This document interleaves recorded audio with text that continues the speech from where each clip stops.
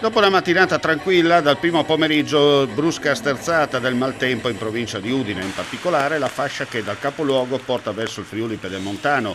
Nubifragi, forte vento, chicchi di grandine, in particolare tra Tegna e Tarcento, che si sono abbattuti con violenza al suolo.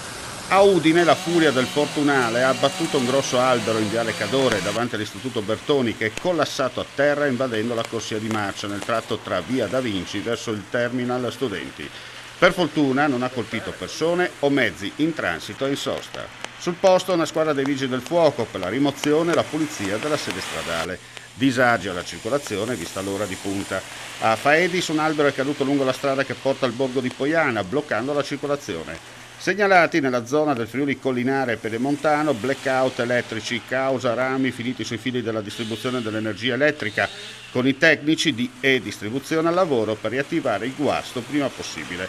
Il maltempo nel tardo pomeriggio si è spostato nella fascia della Bassa Friulana in provincia di Gorizia. Da segnalare, lungo la strada del Vallone, che dal capoluogo isontino porta verso Savogna di Sonzo, un albero è caduto al suolo invadendo la carreggiata. Sul posto stanno operando i vigili del fuoco e i tecnici di FVG Strade.